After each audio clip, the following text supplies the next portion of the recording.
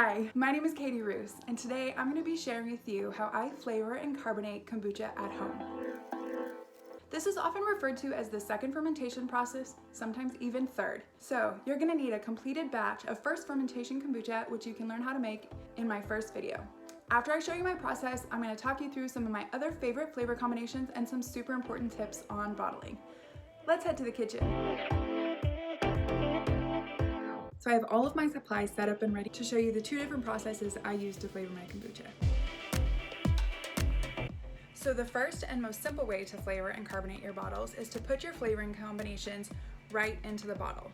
This would be what is often referred to just as a second fermentation. The things that you add are gonna be new sugars for your SCOBY to metabolize.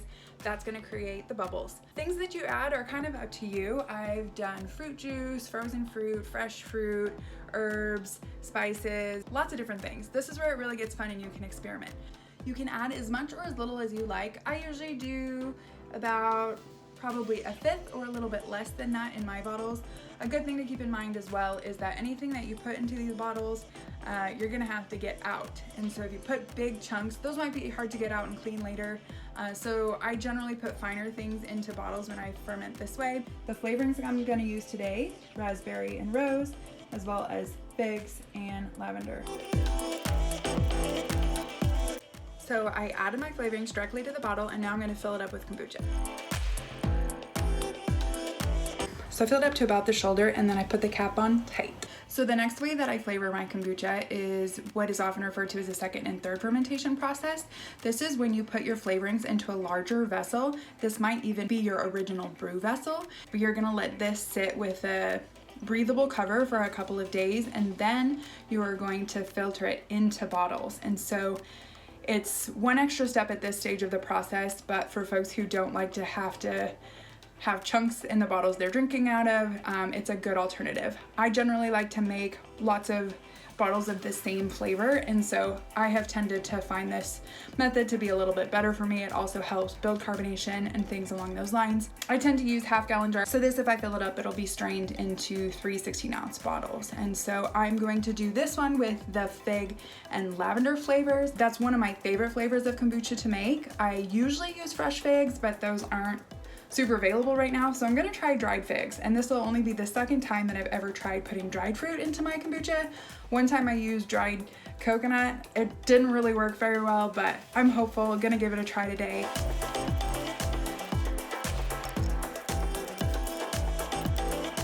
So that's how much I added. I put 2 tablespoons of lavender because I really like lavender, and then I think it was what, 6, 7 dried figs.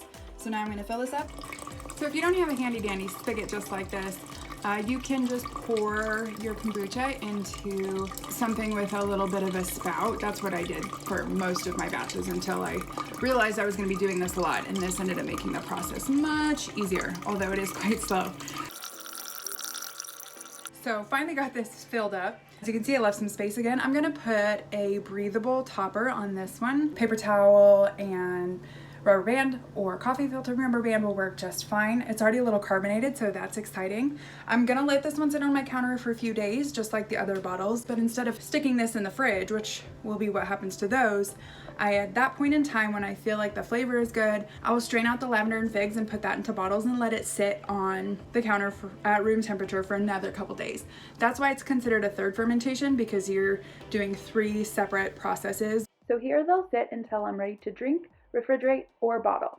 Before I go over some more of my favorite flavor combinations, I'm gonna pour myself some kombucha. I'm gonna try this blueberry rosemary honey flavor. I bottled this on the 30th in a third fermentation process. Haven't tried it yet. It didn't spend as much time on the counter because I was heading out of town, so I don't think this one will be very fermented, but I've had it sitting out at room temperature for a little while now. It's not super cool, so I'm interested to see whether or not we've got any carbonation going on.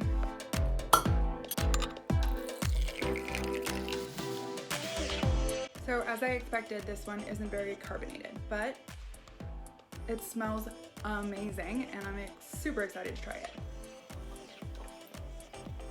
Yeah, it's really good. You can definitely taste the rosemary. It's pretty strong. I like that flavor, but the blueberries come through too. It reminds me a lot of a goat cheese dish that I do. So that's back in my bedroom enjoying this delicious glass of kombucha. How much better is the lighting in here? Flavoring has been my favorite part of the kombucha homebrewing process, and so I've experimented with a lot of flavoring combinations. It would take me quite a bit of time to go over all of them, so I made this cool little thing with a bunch of the different flavor combinations that I've tried. One of the ways I had fun experimenting when I was first homebrewing was by deciding that I was going to make an entire kombucha rainbow. You can check out my other video on exactly what those flavor combinations are and how I made them, but I thought I'd at least share some of the things that have worked well for me, as well as my one big flavor failure. Some of my favorite flavors, as I already mentioned, fig and lavender has been really great. I love to combine a fruit with an herb. Anything that I've used with lavender, rosemary, mint, I tend to really like. Gosh, lime and mint in the summer tastes like a non-alcoholic mojito. It's delicious. I really like those flavor combinations. I also last fall made some really great kind of allspice flavors. I didn't try pumpkin, although some people do, but I did a couple apple, cinnamon, and apple spice variations, which were really delicious. So I encourage you to see what's in your kitchen, think about the different flavor combinations that you like, and just experiment. So in all of the batches of kombucha I've made, 30 to 40 gallons, I've only had one flavor combination that I've tried that I didn't like and ultimately found undrinkable, and this was beet peach.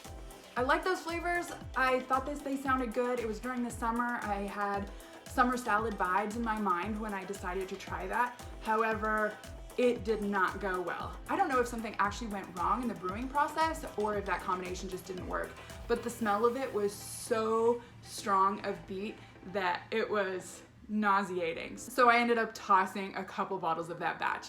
But for the most part, my flavor combinations and my experiments have been really great. So have fun and explore.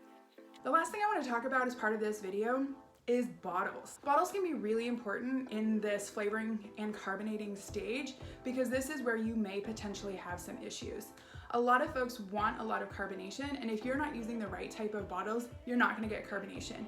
You also might risk some issues with big messes or potentially even explosions if you're not using the right types of bottles and checking your bottles regularly. So there's two main types of bottles that I use. The first, as you noticed in my bottling, is recycled store-bought kombucha bottles. This is my favorite brand. It's GT's. I have stored up and saved a bunch of these. I really like them. You know that these have already had carbonated kombucha in them, so they should work for you. It's some work to get the labels off, but it's worth it. Once these start to get carbonated, as long as you seal them really tight, we'll actually get a little bulbous here on top. And so that's a good indicator that you've got some bubbles building up in your bottle. Probably should put them in the fridge. The other type of bottles that I use, which I think are really pretty, are these flip top bottles here. I bought these on Amazon. You can find them there as well as many other places, but a lot of decorative versions of these bottles are sold and they're not generally pressure rated. So you need to make sure if you purchase these bottles, which are a little pricey, that you find ones that are pressure rated.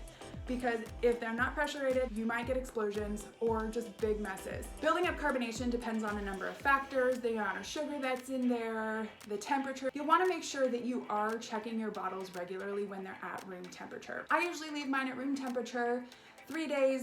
When it's a little cooler in my apartment, I'll leave it for as much as a week, but you want to be checking them regularly. Another thing that you can do to check the carbonation is to burp your bottles. That means releasing a little bit of pressure by twisting the top of your bottle, or in this case, I would hold it down and then just pop it a little tiny bit.